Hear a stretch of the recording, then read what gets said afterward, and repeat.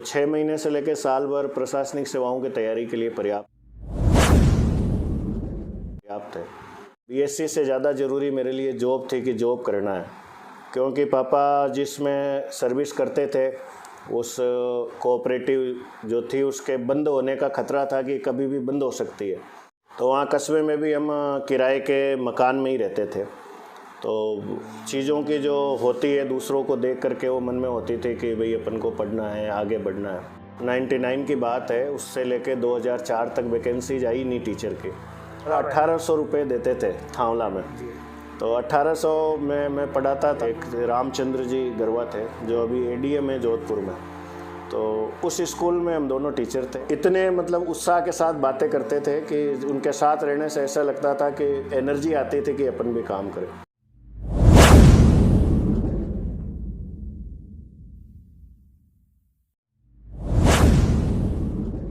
चौपाल gossip में आपका स्वागत है। मैं हूं इमरान। आज हमारे साथ है सरवाड़ पंचायत समिति के वीडियो सुधीर कुमार पाठक जी। उनसे बातचीत करते हैं, जानते हैं उनकी ज़िंदगी का दूसरा पहलू। सर, हमारे कार्यक्रम में बहुत बहुत स्वागत है आपका। जी नमस्कार। बताइए सर, आपका बचपन कहाँ गुजरा और आप मूल रूप से कहाँ से हैं? पहले तो बहुत बहुत धन्यवाद आपको कि आपने एक ये नई चीज़ सोची और वो भी एक प्रकार प्रशासनिक तंत्र के लिए। तो ये बहुत अच्छा अनुभव है और इसके लिए मैं प्रशंसा करता हूँ। ये सही बात है कि हर व्यक्ति की शुरुआत है जो एक संघर्ष से होती है। मेरा ऐसे तो नेटिव है जो उत्तर प्रदेश का है और उत्तर प्रदेश में भी गोरखपुर के पास देवरिया ज़िला है, वहाँ का मैं रहने वाला हूँ। मेरे बचपन के जो 5वीं तक की पढ़ाई थी वो मेरे गांव की एक प्राइमरी स्कूल है, वहाँ पर हुई थी।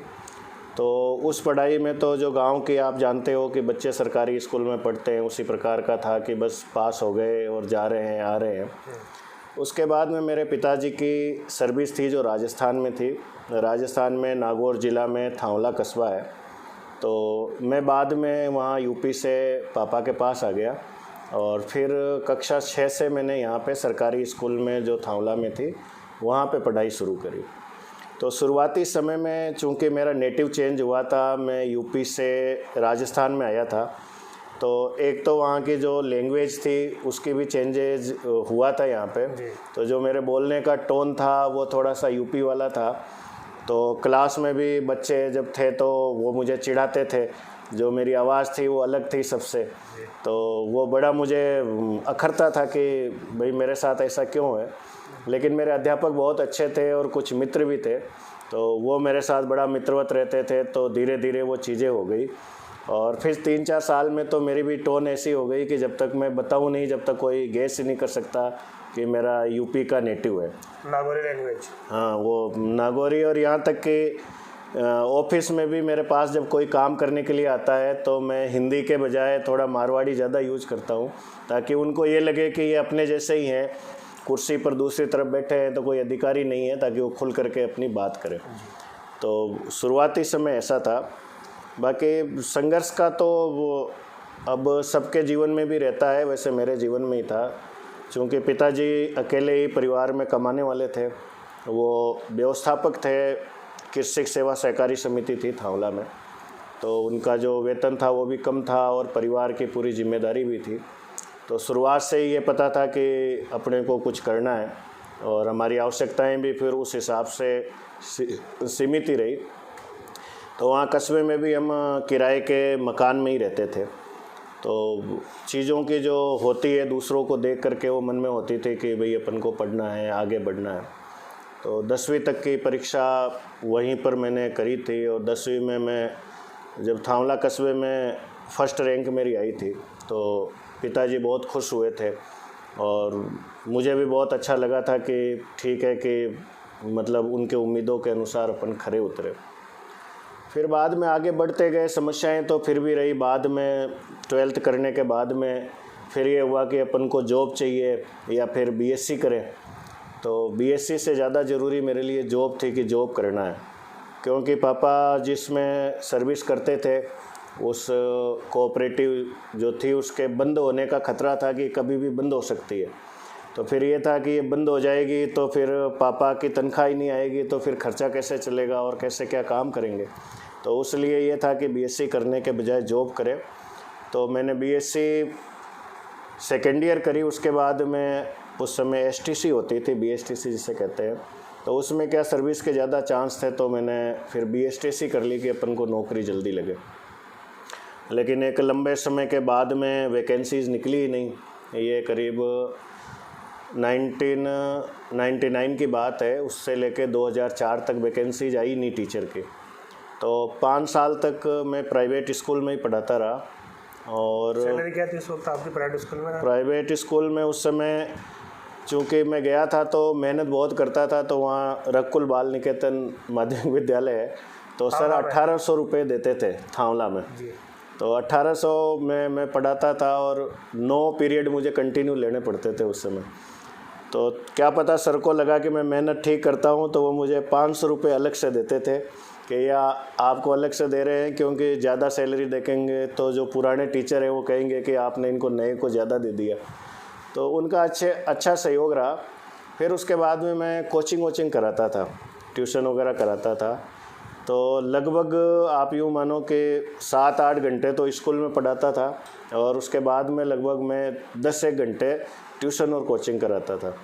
यानी लगभग 18-19 घंटे में टीचिंग कराता था रोज़ डेली। ये करीब 3-4 साल तक यही शेड्यूल था। कभी थकान महसूस नहीं हुई? अब थकान महसूस भी होती थी, ज़्यादातर तो मेरा गला ही चौक हो जाता था कई बार।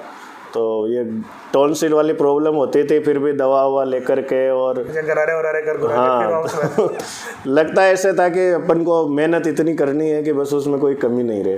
क्या पढ़ाते थे आप सब्जेक्ट? मैं सब्जेक्ट अब साइंस, मैथ और इंग्लिश जनरली मैं पढ़ाता था।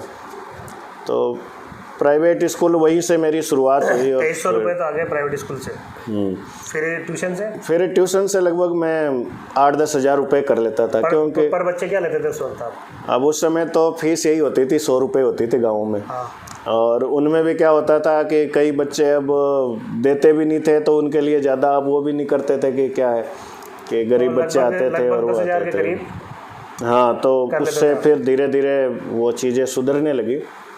फिर 2004 की वैकेंसी आई थी टीचर्स की, तो उसके लिए हमने अप्लाई किया था और तैयारी भी करी थी। उस समय यूँ भी था कि भाई मत चूके चौहान वाली बात थी कि अपन मेहनत नहीं करेंगे तो उस वैकेंसीज में पेपर वगैरह भी अच्छा हुआ था। 17 घंटे तो आप पढ़ा रहे थे, फिर अलग से आपने अपने लिए पढ़ाई? अब उसका यही था कि जब वैकेंसी आई तो 1-2 महीने हमने कम कर दिया था पढ़ाना उसकी तैयारी के लिए। लेकिन उसमें क्या होता है कि टीचर वाले में वही कोर्स आता है जो अपने जो पढ़ाते थे, तो तैयारी सारी हो रही थी। हाँ, तो 1-2 कोई सब्जेक्ट अलग होता है तो उसके लिए उतना समय मिल जाता था। और पहले से पढ़ा रहे थे तो चीज़ों पर रहता था, तो पेपर ठीक हुआ और सिलेक्शन हो गया था। तो पहली सर्विस भी मेरी पास में ही लगी थी, जो गुजरों की ढाणी थी, एक हमारे गांव से 3 किलोमीटर थी। अच्छा। तो वहाँ पर मेरे गांव के जो पढ़े हुए थे, एक रामचंद्र जी गरवा थे जो अभी एडीएम है जोधपुर में, तो उस स्कूल में हम दोनों टीचर थे, और एक और नंद सिंह जी थे। अच्छा, वो अभी एडीएम है? हाँ, वो एडीएम है जोधपुर में। वो हमारे क्लासमेट थे और हमारे साथ में 5 साल टीचर भी रहे। उनकी भी कहानी लगभग यही थी। उनके तो और स्थिति थी, मेरे तो पिताजी पढ़े हुए थे, उनके तो पिताजी भी पढ़े हुए नहीं थे, उसके बावजूद उन्होंने बड़ी मेहनत करी। तो आप और वो दोनों ही 3 किलोमीटर रोज?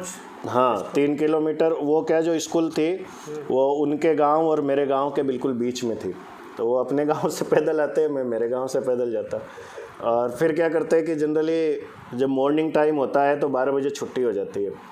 तो प्राइमरी स्कूल थी, छोटे बच्चे थे, तो छुट्टी होने के बाद अब 12:30 बजे घर कौन जाए, तो हम क्या करते थे वहीं पर ही किताबें लाते थे और 12:30 बजे बाद फिर स्कूल में ही अपनी पढ़ाई शुरू कर देते, प्रिपरेशन जो तैयारी कर रहे हैं। तो वहाँ पे 4-5 बजे तक पढ़ते थे और फिर उसके बाद घर आते थे। तो उनसे ही मुझे थोड़ा सा प्रेरणा मिला कि उन्होंने आरएस दे रखी थी जब हमारा दोनों हुआ, उनका उस समय इंटरव्यू था। तो जब वो तैयारी करते थे, मेरे क्या साइंस सब्जेक्ट थे, उनके आर्ट्स के थे, तो वो बातें करते थे और उससे आदमी को एक को देखकर दूसरे को प्रेरणा मिलता है। मुझे लगा कि मुझे भी इसमें कोशिश करनी चाहिए। तो उनका जब पहले प्रयास में हुआ नहीं, लेकिन वो इतने मतलब उत्साह के साथ बातें करते थे कि उनके साथ रहने से ऐसा लगता था कि एनर्जी आती थी कि अपन भी काम करें। फिर हमने तैयारी शुरू करी। तो दूसरी बार में मतलब मेरा फर्स्ट टाइम था, उनका सेकंड टाइम था। तो उनका सेकंड टाइम में बीडीओ में हो गया था जी। और मेरा हुआ कहीं पे नहीं था, लेकिन मैंने इंटरव्यू दिया था, नंबर भी ठीक आए थे, तो ये लगा कि अपने को और प्रयास करने चाहिए। और फिर वो संपर्क में भी रहे, और उस हिसाब से फिर दूसरे टाइम में मेरा हुआ तो था, लेकिन अलाइड सर्विसेज में हुआ था। तो फिर उसके बाद तीसरे में मेरा BDO में हुआ था, और उसके बावजूद भी इंटरव्यू वगैरह तो दिए, लेकिन फिर रैंक कम ही रही, तो फिर इससे अपर सेवा में हुआ नहीं। लेकिन वहाँ से जो प्रेरणा है प्रशासनिक सेवा में, वो उनके साथ रहने से जो समय अपन ने बिताए उससे ही मिला था। तो उनका फिर आगे RS में हो गया BDO से। मिलते हैं, बात होती है अपन? हाँ बिल्कुल, अभी मिलते हैं। वो भी क्या अजमेर ही रहते हैं, तो उनकी मित्रता वही है, और बड़े ही वो शालीनता के साथ में बहुत। हमें तो अब भी लगता है कि उस स्कूल में जो थी वहाँ पे जाएं और कुछ घंटे व्यतीत करें, क्योंकि वहाँ का जो माहौल था वो बड़ा ही, मतलब ऐसा लगता था कि दुनिया से बिल्कुल ही हट करके, कि एक जो पारंपरिक वो शिक्षा होती थी उस प्रकार से। हम दोनों, वो भी दिन हमें याद है जब पोलियो की वैक्सीन पिलाते थे, तो उनको भी बाइक चलाना नहीं आता था, मेरे को भी नहीं आता था। अच्छा। तो दोनों गले में वो पोलियो का डब्बा डाल करके और ढाणियों में और रेतों में और खेतों पे घूमते थे, पैदल पैदल घूमते थे। और फिर जब वो कोई कुत्ते उत्ते आते थे तो बड़ा डर लगता था, तो एडवांस में उनको कह करके कि भाई इनको आप कंट्रोल में रखना, और एक एक बच्चों को पिलाना, एक एक घर जाना। अब हालांकि वो संघर्ष का समय था, क्योंकि कई बार परीक्षा होती थी तो छुट्टियां भी नहीं मिल पाती थी, और डर भी लगता था कि छुट्टियां लिए बिना कैसे करें, क्या करें, तैयारी करें। लेकिन फिर भी आनंददायक थे। हमने वैसे महसूस नहीं होने दिया कि भाई बर्डन है और वो है, और सर्विस के साथ ही हमने तो तैयारी करी। शादी आपकी कब हुई? शादी मेरी हुई थी 2009 में हुई थी, 14 मई 2009 को, जब आप टीचर थे? हाँ, जब मैं टीचर था। और उस समय RS का इंटरव्यू मेरा होने वाला था, जून में था इंटरव्यू, और मई में था। जो उस समय भी शादी भी क्या UP मेरी हुई, क्योंकि हमारा जो होम टाउन है UP है। तो शादी के मैं 3-4 दिन पहले ही गया था शादी में। अब शादी का भी ऐसा था कि लोग तो इतनी तैयारी करते हैं, कपड़े सिलाना, ये करना, वो करना। अब मुझे तो कुछ मालूम ही नहीं था, और फिर वो लास्ट में गए 3-4 दिन में, तो जो जहाँ से मिला वहीं से ही ले करके। और फिर जो मुझे तो मेरी लगता है कि आजकल के देखते हैं तो शादी में लोग कितना सोचते हैं, करते हैं, उस हिसाब से देखें तो हमारा तो ऐसा लगता है कि हमने कोई वो फॉर्मलिटी के हिसाब से ही कोई शो कर लिया हो शादी का जैसे। अच्छा। तो ठीक है। बाकी घर वालों ने देखी थी लड़की? हाँ, लड़की घर वालों ने देखी थी। वो क्या, शादी हुई जो मेरे भाभी जी की छोटी बहन ही है। बतौर BDO पहली पोस्टिंग आपकी कहाँ थी? ये जो BDO पहली पोस्टिंग मेरी 16 जुलाई को 2011 को सहाड़ा भीलवाड़ा में थी। गंगापुर सहाड़ा? गंगापुर सहाड़ा में। अच्छा। तो कैसा, जब आपने बतौर BDO वहाँ पर ज्वाइन किया, तो किस तरह का वहाँ माहौल था, किस तरह का रेस्पॉन्स, या किस तरह सर्विस में क्या समस्याएं आपको वहाँ पर फेस हुई? अब BDO क्या थोड़ा सा चैलेंजिंग जॉब है जी। और लोगों की क्या अपेक्षाएं, विशेष करके क्या जनप्रतिनिधियों के साथ हमें रहना पड़ता है। तो जनप्रतिनिधि का सबसे पहला जो हमसे अपेक्षा रहती है वो है कि अगला अधिकारी हो जो विनम्र हो और हमारी बात को अच्छे से सुने और हम जो कहते हैं उसका रेस्पॉन्स अच्छे से दे। अब ये जो चीज़ें थी वो ट्रेनिंग के दौरान इतनी चीज़ें सीख नहीं पाते हैं। ट्रेनिंग के दौरान तो हमारा यही रहता है कि क्या काम है, नियम क्या है, वो क्या है, तो इन चीज़ों में थोड़ा सा टाइम लगता है। तो मुझे याद है वहाँ पे उस समय जो विधायक महोदय थे वो कैलाश जी त्रिवेदी थे। मेरी पोस्टिंग हुई थी और साधारण सभा की बैठक थी, तो मैं अपने चैम्बर में बैठा था। जो स्टाफ वालों ने कहा कि वो MLA साहब आ गए हैं सर, आप चलो उनको लेने के लिए। तो मुझे इतना पता नहीं था, मैंने कहा MLA साहब आ गए हैं तो ठीक है, साहब आ जाएंगे, ऊपर मुझे क्या चलना है लेने के लिए। तो मैं गया नहीं लेने के लिए। बाद में वो ऊपर आए तो वहाँ पर तो जो खैर होते हैं शिष्टाचार वो किया। बाद में उन्होंने जब नीचे उतरते समय कहा, कंधे पे हाथ रख के MLA साहब ने कहा था कि कहाँ से आए वो, क्या है वो। तो फिर उनके उस प्रकार के समर्थन से मुझे लगा कि अपना जो व्यवहार था वो उस समय ठीक नहीं था। अपन को भाई बड़े हैं और एक जनप्रतिनिधि है, लोगों की अपेक्षा रहती है तो अपन को विनम्र रहना चाहिए। तो कुछ चीज़ें उससे ही अपन को सीखने को मिलती है। दूसरा क्या होता है कि फ्रिक्शन बड़ा होता है। जैसे दलीय राजनीति होती है, उसमें जनप्रतिनिधि भी अलग अलग तरीके के होते हैं। तो कई बार होता है एक ही चीज़ के लिए एक जनप्रतिनिधि कहते हैं कि नहीं ऐसा करना है, दूसरे कहते हैं नहीं वैसा करना है। वैसी परिस्थिति में निर्णय लेना थोड़ा मुश्किल होता है कि अपन। अच्छा, ऐसी कोई निर्णय लेने की स्थिति क्रिएट हो जाए, फिर आप किससे बात करते हैं? सबसे पहले तो जो उसमें से हम ये देखते हैं कि जो केवल जनप्रतिनिधि अपनी भावना के लिए कह रहे हैं कि इसको ऐसा कराओ, जबकि वास्तव में उचित नहीं है, उनको समझाने का प्रयास करते हैं कि सर ये ऐसा है, आप इसको देख लीजिए, वो ठीक नहीं रहेगा। फिर भी यदि वो जिद करने लगते हैं तो फिर अपने जो उच्च अधिकारी है उससे राय लेना उचित रहता है कि ऐसे में हम क्या निर्णय करें। और कई बार उच्च अधिकारी भी हमारे विवेक पर ही छोड़ देते हैं कि भाई तुम्हें जो विवेक जैसा लगता है वैसा तुम निर्णय लो। तो वैसे विवेक में फिर यही देखना पड़ता है कि जो सही है अपन उसी का ही पक्ष ले। अच्छा, शौक क्या क्या है सर आपके? अब शौक़ का तो यूँ देखें तो एक तो मुझे थोड़ा बहुत घर में जिस दिन छुट्टी उट्टी रहता है उस दिन हल्का फुल्का कुकिंग का शौक़ है। अच्छा, कि थोड़ा बहुत खाना वाना जैसे कुछ भी, हालांकि कोई विशेष डिश बनानी नहीं आती, फिर भी कि चलो अपन बना के और उसको देखेंगे खुद के बनाया हुआ का टेस्ट आए। और खेलने वलने का थोड़ा बहुत शौक़ है कि दोस्त यार मिल जाते हैं तो एक साथ चले थोड़ा बहुत कोई गेम वेम खेलें और वो। अच्छा, थावला जब आप जाते हो दोस्त लोगों से मिलते हो क्या खेलते हो? वैसे कौन सा गेम विशेष तौर पे आप खेलते हो? अब वाला तो वो नहीं रहा, लेकिन पहले तो विशेषकर हम जैसे सर्दियों में जब भी छुट्टी रहती थी तो आसपास के गाँवों में क्रिकेट खेलने चले जाते थे, और फिर थोड़ा सा ऑफिस लाइन में हल्का फुल्का बैडमिंटन वगैरह खेल लेते हैं। अब इस समय तो ये रहता है जब थावला जाते हैं यार दोस्तों के साथ रहते हैं तो कहीं पे जो आसपास में कहीं पे घूमने चले जाते हैं, जैसे कोई खेत वेत में चले गए और वहीं पर भी खाना वाना कोशिश करते हैं कि बनवा ले। हाँ, तो वो वाला रहता है। हाँ। फिर 2-4 घंटे बातें बातें की आराम से और फिर उसके बाद में शाम को आ जाते हैं। सर, परिवार में आप किसके ज़्यादा नज़दीक रहे? परिवार में ज़्यादातर मैं अपने पापा के ही नज़दीक रहा कि पापा के साथ खूब समय व्यतीत हुआ। संघर्ष में उनके साथ में उन्होंने मतलब एक प्रकार की मुझे प्रेरणा दी थी कि अपन को कुछ करना है, आगे बढ़ना है, और उसी के कारण। लेकिन ये दुर्भाग्य है कि 2017 में 22 अगस्त को वो नहीं रहे, छोड़ के चले गए। मैं चाहता था कि भाई जो उन्होंने किया था, कोशिश करी थी, संघर्ष किया था, और मैं यहाँ तक पहुँचा कि मेरे साथ वो रहते और वो समय बिताते, तो मतलब एक प्रकार की मुझे संतुष्टि होती, तसल्ली होती। लेकिन वो शायद ईश्वर को मंजूर नहीं था। बाकी उनके ही प्रेरणा और वो चीज़ें थी जो मुझे थोड़ा बहुत अप्रिशिएट उसने किए। बाकी अब माँ का, घर परिवार में भाई का, भाभी का, पत्नी का, सबका सहयोग रहता ही है। परिवार में कौन कौन है सर?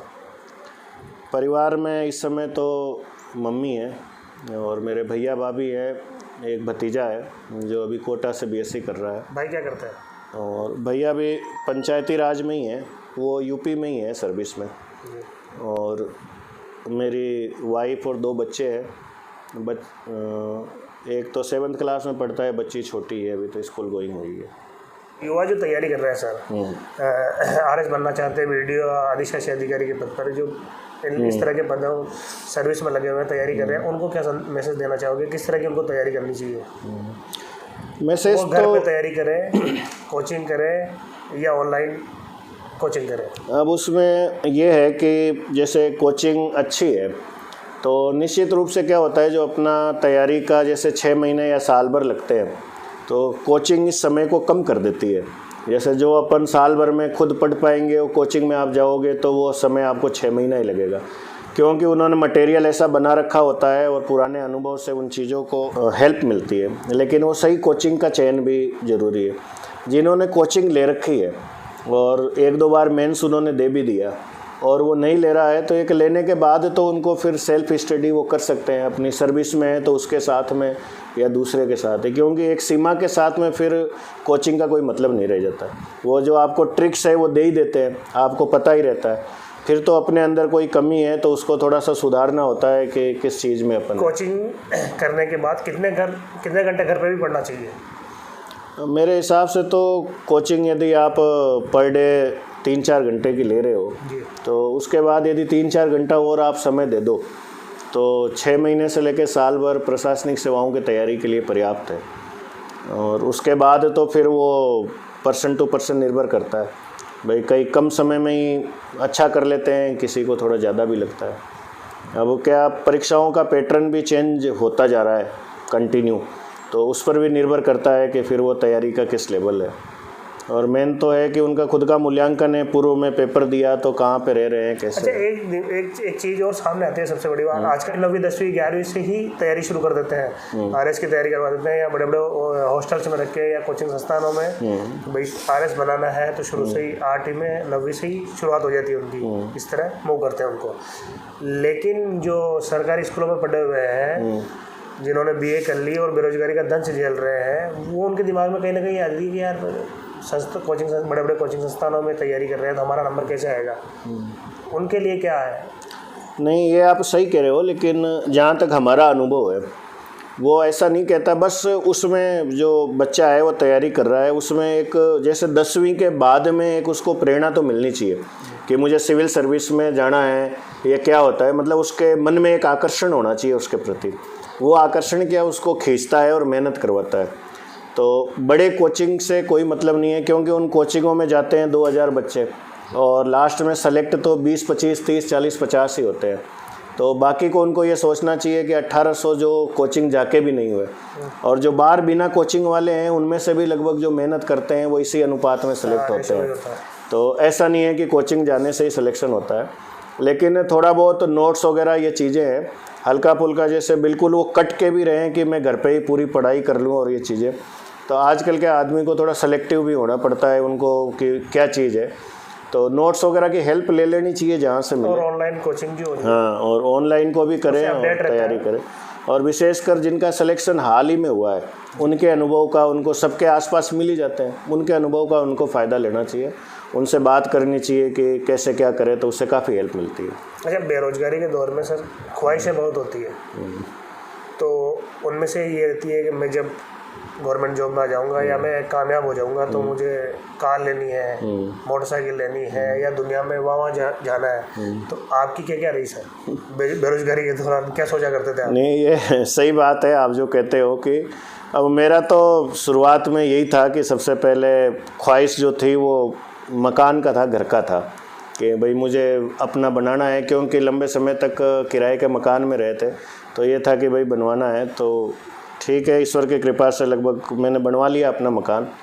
अब ऐसे ख्वाहिशों का लेकिन महत्वाकांक्षाएं शांत नहीं होती, आपको खुशी तो मिलती है जिस समय वो पूरा होता है, इसमें तो नो डाउट, लेकिन ये असीमित है, इसका कोई वो तो है नहीं। तो मैं तो यही कहूँगा कि आदमी को संतुष्ट रहना चाहिए और जितना अपने को यही देखना चाहिए कि मैं जिस लेवल पर हूँ पहले कहाँ था, उससे संतुष्ट रहे। और साइकिल चलाना सीख गए आप? हाँ, अब तो मैं चला लेता हूँ अब तो सब। अच्छा, बहुत बहुत धन्यवाद सर। फिर हाजिर होंगे किसी और शख्सियत के साथ, तब तक के लिए आप हमारा पेज फॉलो करें। धन्यवाद।